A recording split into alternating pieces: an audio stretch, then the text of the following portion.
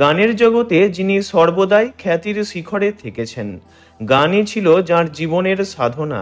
সেই সুর সম্রাজ্ঞী লতা মঙ্গেশকর অভিনয়ও করেছিলেন কয়েকটি সিনেমায়। কেরিয়ারের প্রথম পর্যায়ে অভিনেত্রী হিসাবেও পর্দায় পা রেখেছিলেন তিনি।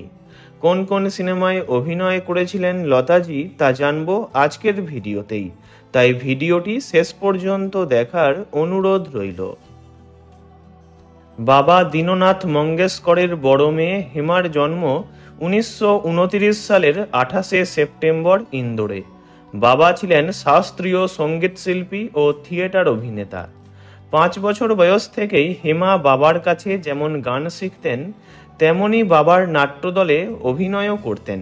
একবার বাবারই তৈরি একটি নাটকে লতিকার চরিত্রে অভিনয় করে হেমা থেকে হয়ে যান লতা। পিতার সঙ্গে তাল মিলিয়ে গান অভিনয় বেশ চলছিল জীবন। তবে ছন্দ কাটল বাবার অকাল প্রয়াণে। 13 বছর বয়সে বাবাকে হারালেন তিনি। বাবার মৃত্যুর পর ভাই বোনেদের নিয়ে সংসার কিভাবে চলবে তা যেন কিছুতেই ভেবে উঠতে পারছিলেন না ছোট্ট লতা। তখন ভগবানের মতো পাশে পেয়েছিলেন পারিবারিক বন্ধু, নবযুগ চিত্রপট সিনেমা কোম্পানির মালিক, অভিনেতা ও পরিচালক মাস্টার বিনায়ককে। তিনি কাজের সুযোগ করে দেন লতাকে। তাঁরই প্রোডাকশনের আন্ডারে 1942-এ মুক্তি পাওয়া পেহেলি মঙ্গলাগড় নামক একটি মারাঠি ছবিতে প্রথমবার শিশু অভিনেত্রী হয়ে অভিনয় করেছিলেন লতাজি। ছবিতে নায়িকার বোনের ভূমিকায় দেখা যায় তাঁকে। এরপর মাস্টার বিনায়কের হাত ধরেই দ্বিতীয়বার অভিনয় করেছিলেন 1943-এ মুক্তি পাওয়া মারাঠি ছবি মাঝাওয়ালে।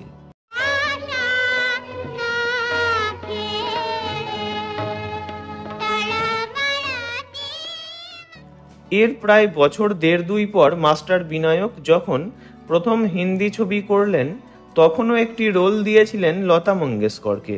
1945-এ মুক্তি পাওয়া বাড়ি মা ছবিতে অভিনয় করলেন লতাজি। সঙ্গে অভিনয় করেছিলেন বোন আশাও। বাড়ি মা ছিল লতা মঙ্গেশকর অভিনীত প্রথম হিন্দি ছবি।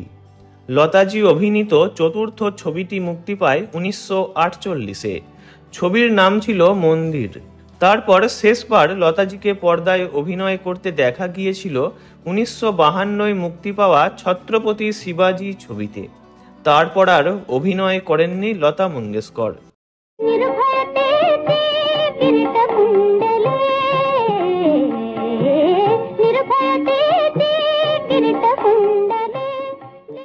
তিনি বারবার বলতেন, কিছু টাকা রোজগারের আশায় গান, অভিনয় যে যা সুযোগ দিত তাই করতাম, তবে কোনোদিনও অভিনয়কে ভালো লাগেনি।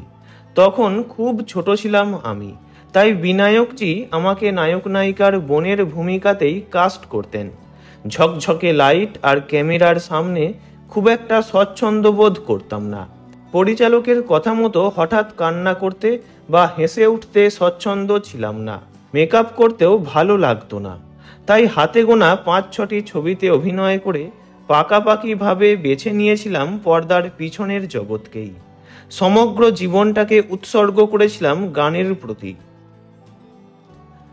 ভিডিওটি ভালো লাগলে লাইক করবেন, অন্য কারো বিষয়ে জানতে কমেন্ট করবেন, আর এমনই সব ভিডিও পেতে চ্যানেলটি অবশ্যই সাবস্ক্রাইব করবেন। ধন্যবাদ।